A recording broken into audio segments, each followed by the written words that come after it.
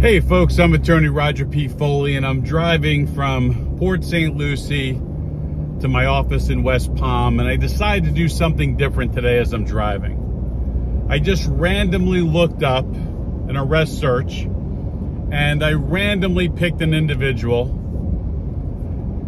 and I looked up their police report. I looked up their probable cause affidavit. And I'm going to tell you a story now about what the police report says, and I'm going to tell you, if I had been that attorney, how I would attack the case. Now, here are the facts. There is a drug suppression unit in this county. In this county, they patrol this area. So, drug suppression unit. What does that mean? That means that they try to get drugs off the street. How did they do that? Confidential informants, guesswork, investigative work. They stop people, they look for drugs, they make charges stick, right? I mean, that's what a drug suppression unit is, right?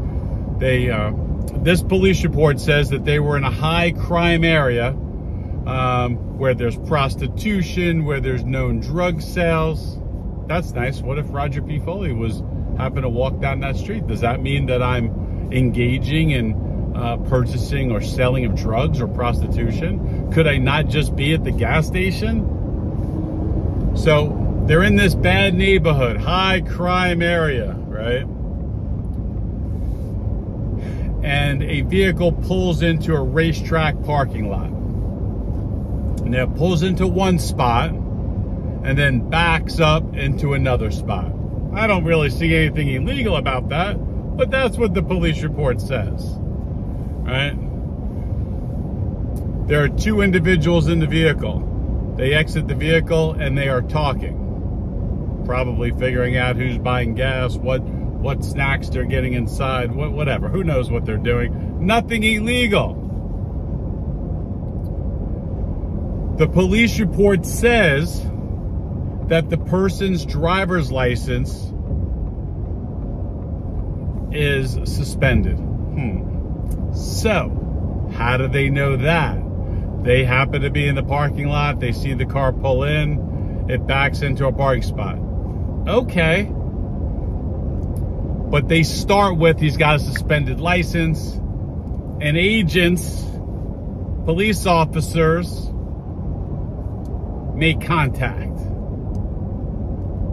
They say when they make contact, they smell the odor of marijuana coming from the car. They ask questions. The person says, "Oh, I think I'm going to go to jail." They say, "Is there anything else in the car?" And the person says, "Yes, there's some heroin in my bag." Okay. They arrest. They charge. How do you fight it? How do you fight it? Well, you start off, because it's a felony. Well, let's go to case filing. I'm going to argue that the whole stop is BS. A guy pulling into a parking lot at a gas station, whether it's a high crime area or not, does not give police, right? Does not give police the ability to stop them, to do an investigatory stop. It just does not. Now, I would find out from my client, because they say that they backed into a space. I'm going to use the police officer's words against him or her, right? He backed into a spot. Usually when you back into a spot, especially at gas station, you might have pulled in to get something out of the store, or you could have pulled into the gas pump. I don't know which. But because they said pulled into a parking space, I'm going to assume that it's the parking space at the gas station. Okay, so let's go with that assumption. There's nothing illegal about backing into a parking space. There's nothing illegal about exiting your vehicle and talking to your passenger. Where does the illegality start? The suppression team approached. The suppression team had contact. Okay, so let's talk about that. How did they have contact? Did they come over and go, hey guys, how you doing? What's going on? How's your day going? Or did they go, show me your hands? I don't know which. Maybe it's something in between. So I want to know how they interacted. Why is that important? Because if the car was backed up to the store and the officers pulled in front either with their vehicles or by their person and blocked their ability to enter their cars and exit that space, I would argue that it was an investigatory stop, that they had no chance, that they acquiesced to the police officers' authority, to this suppression team's authority. And then, I would argue, that's when they found out that he didn't have a driver's license. That's when they ran the David check. I would compare the time of the David request or the dispatch tapes or the CAD reports with any body cameras that they had. I would also request and hold any videos that the racetrack gas station had, because they have videos. So I would contact corporate and I would send a preservation letter to that department. If I needed to do a subpoena ducis tecum, meaning get a special order from the judge, I would, to tell them, listen, I know you have nothing to do with this, but this happened on your property. There's evidence that could help in this case, and we want it. Okay. If, and I'm just guessing here, dealt with a lot of suppression teams during my 19 years.